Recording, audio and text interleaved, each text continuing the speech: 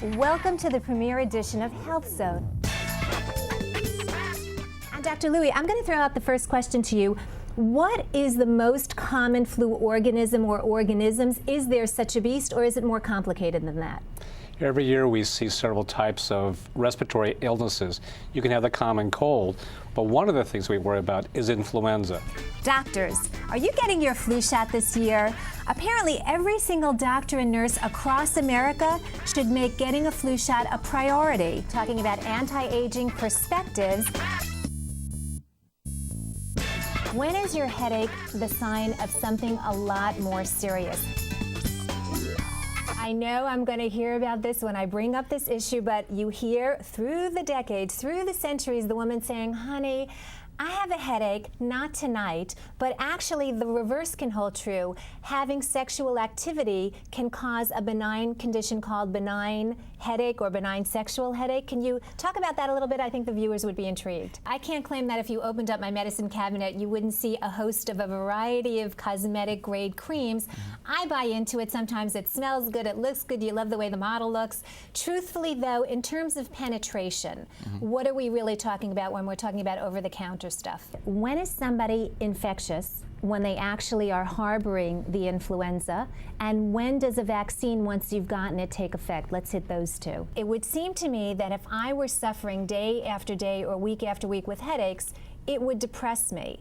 Can the opposite hold true as well? Can you be suffering from depression and then have a component of headaches? I'm curious about that association. Standard signs and symptoms of yearly influenza would be.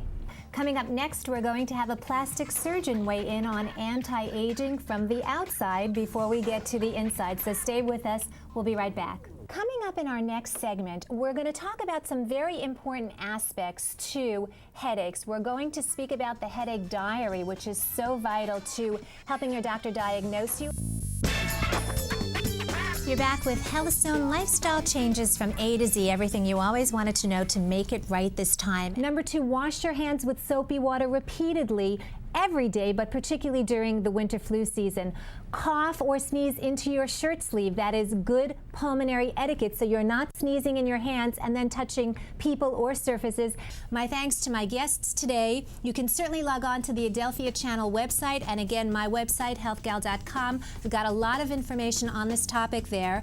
On our next show, I plan on having a heart-to-heart talk with you about heart disease. Till then, for HealthZone, I'm Amy Hendel. Bye for now. All right, we're back. We're talking steroid use.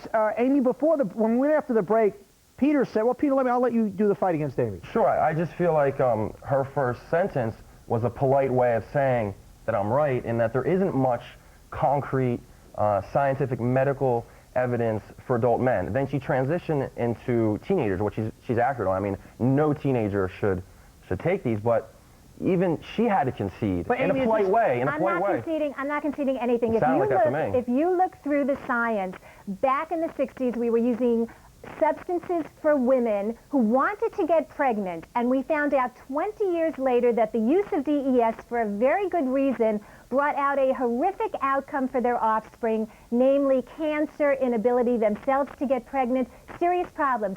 Drugs don't show up in the same way in individuals at the same time with negative outcomes, but we do know from as early as the 1950s, the same drug that can create this magnificent, unbelievable hypertrophied body, this feeling of super sexuality, super popularity, I am invincible, has a lot of quick downsides, a lot of irreversible downsides, and we cannot mess with our teens. Amy, I just want to jump in. And the first thing that occurred to me when I was doing a lot of reading on the subject of various forms of heart disease is they say heart disease, they say cardiovascular disease, they say stroke, they all appear together. Clarify it for me. What are we talking about in terms of this serious condition? And finally, that age-old stress. I was so stressed driving here this morning. I could feel my blood pressure creeping up, but aside from that, the impact of stress on heart disease. Okay, I feel like saying now, oh, my aching heart. But coming up next, we're going to go into specifically cholesterol profiles, the good cholesterol, the bad cholesterol, the ugly cholesterol. And we're going to have a dietitian weigh in also on a heart-healthy diet. So don't go away. We've got more coming up on HealthZone.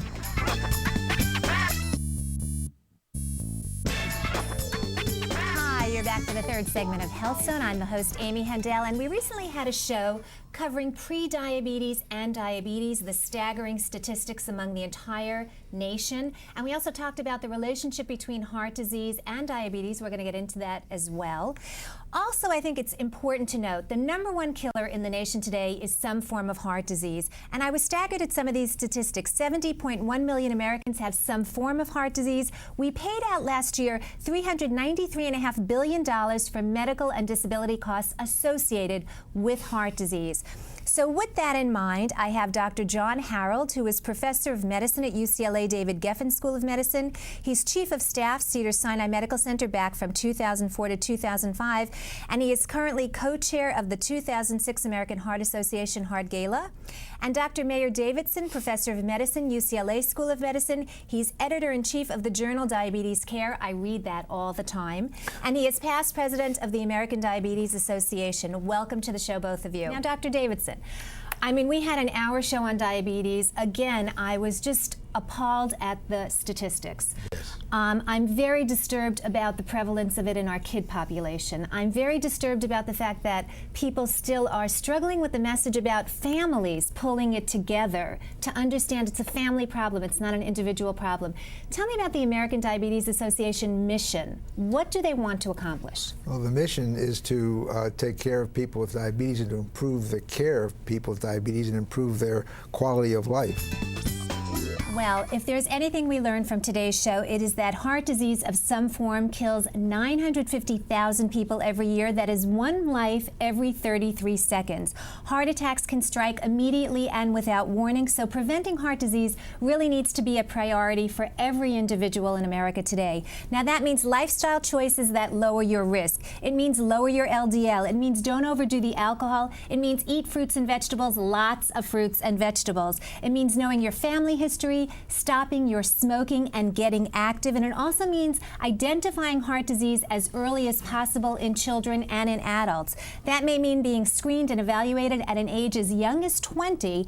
And women, I am really talking to you. You are still a very underdiagnosed and undertreated group. It also means being proactive by getting more information about heart disease and its associated diseases. So do log on to the American Heart Association website, the American Diabetes Association website. Take advantage of the wealth of information that is there. And if it's within your means, make a donation to these organizations so they can continue to fight heart disease as well as cardiovascular disease and diabetes and give you the tools that you need. Finally, let the show be a springboard. Make your home, make your community, make your workplace a little bit more heart healthy based on the information you've gotten from the show. My thanks to a rather distinguished panel of guests. If you want more information about our show, log on to the Adelphia Channel website. You can also log on to my website, healthgal.com, for more information on this topic. Next up on our next show, ow, ow, ow, my aching back. I'll let you figure that one out. For Health Zone, right now I'm Amy Hendel. Bye.